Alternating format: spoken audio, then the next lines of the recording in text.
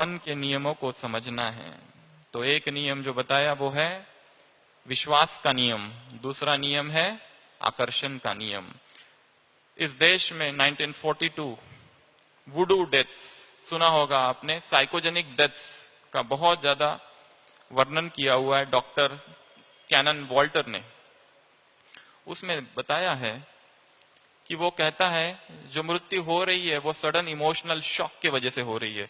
उसके ऊपर बहुत सारी स्टडीज पब्लिश हुई 1952 में। डॉक्टर मैथिस, बहुत अच्छी एक स्टडीज आई, उसमें उसने कहा कि जो मरीज था एक अस्थमा का, उसकी डेथ हुई, पर बाद में पता चला वो जो डेथ हुई थी वो उस वजह से नहीं हुई थी, कोई एक जबरदस्त डीप साइकोलॉजिकल शॉक उसकी माँ ने उसे डांटा था या कुछ किया था, उसकी वजह से डेथ हुई थी। तब से ये नया कॉन्सेप्ट निकल के आया, voodoo death, strong psychogenic shock leading to the death of the patient, इसको कहा जाता है वुडू डेथ। उसके बाद 92 में भी इस तरह के कुछ रिपोर्ट्स पब्लिश हुए। तो कहने का भाव यह है कि कहीं ना कहीं हम जितना जानते हैं आज मेडिकल साइंस के बारे में, उससे भी परे कुछ और भी ऐसे सिद्धांत है, कुछ ऐसे प्रिंसिपल्स है जो ऑपरेट कर रहे हैं और वो हमारे भी जीवन में ऑपरेट कर रहे हैं। ऐसे जो सिद्धांत है जो मन के लेवल पर ऑपरेट करते हैं। तो आज की इस क्लास में हम ऐसी 10 बातों की चर्चा करेंगे जो आप सभी को आज से यहां पर भी और यहां से जाने के बाद भी, खुद के लिए भी, आपके जो पेशेंट्स हैं उनके लिए भी, सबके लिए वो करना है या ट्राई करना है उसे, और देखना है क्या फर्क पड़ता है, कौन सा जादू होता है। ऐसी 10 बातें, क्योंकि मन में इतनी शक्ति है कि यदि वो एकाग्र हो जाए, जैसे कहा, बहुत सारी हीलिंग तो वैसे ही हो जाएगी। सबसे पहला, जो लिख सके वो लिख भी ले इन बातों को, क्योंकि ये सब बातें केवल सुननी नहीं है परंतु आपको फॉलो भी करनी है। सबसे पहली जो टेक्निक बताते हैं वो है साइंटिफिक प्रेयर्स, जिसे कहा जाता है साइंटिफिक प्रेयर्स। प्रेयर जो शब्द है, प्रेयर जो है शब्द प्रार्थना, क्या होता है इसमें एक पॉजिटिव एनर्जी जैसे क्रिएट हो रही है हमारे अंदर। और ये जो पॉजिटिव एनर्जी है, जिसमें द सीक्रेट नाम की जो किताब है उसमें भी कहा है, it works along with the medical treatment. Medical treatment चालू रहेगी, साथ में ये जो प्रेयर की एनर्जी है वो भी साथ साथ कार्य करती है। आपको पता होगा 1982 में हमारे देश के बहुत बड़े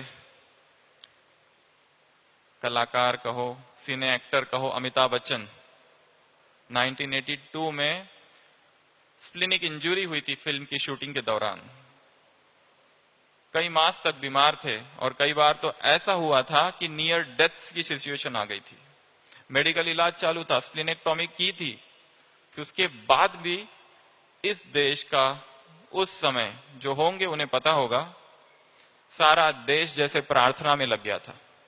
entire country was praying for that man, whole country, somewhere even ready to sacrifice their limbs. What power was that? And he came, in spite of all those seriousness, he came out of everything. हम ये नहीं कह रहे कि यही सब कुछ है, परंतु यदि इसको उस थेरेपी के साथ जोड़ दिया जाए, मेडिकल थेरेपी के साथ, तो बहुत सारे चमत्कार हो सकते हैं। क्योंकि इस प्रेयर में एक पॉजिटिव एनर्जी रहती है जो कि उस व्यक्ति तक ट्रैवल करती है। इसको आज की दुनिया में विज्ञान भी कहा गया, इसके लिए मैंने शब्द प्रयोग किया साइंटिफिक प्रेयर्स। जिसको भी हमें ठीक करना है उसके लिए प्रार्थना करना। प्रार्थना करना का ये अर्थ नहीं है हम भीख मांगे, हम केवल मांगे, मांगना नहीं है उसमें।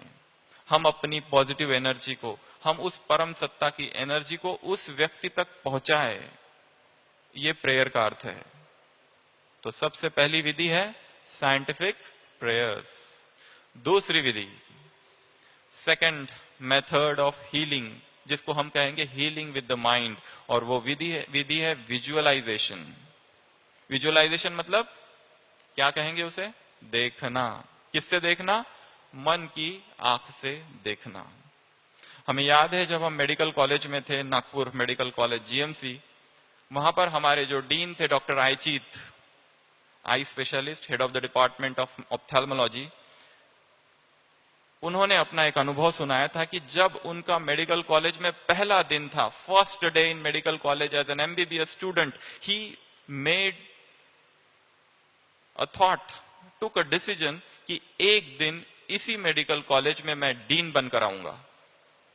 कब डिसीजन लिया वो, कब सोचा? First day of medical college, कि एक दिन इसी मेडिकल कॉलेज में डीन बनूंगा।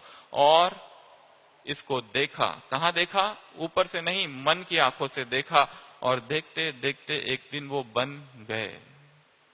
ये विधि है मन से देखने की, विजुअलाइज करने की, विजुअलाइजेशन, कलराइजेशन, पिक्चराइजेशन। जो भी हम सोचते हैं वो हम बन जाते हैं, परंतु उसे देखना है संपूर्ण लाइव रूप में, लाइव फॉर्म में। एक दूसरा उदाहरण याद आ रहा है, जॉर्ज वॉशिंगटन, अमेरिका के प्रेसिडेंट जो थे,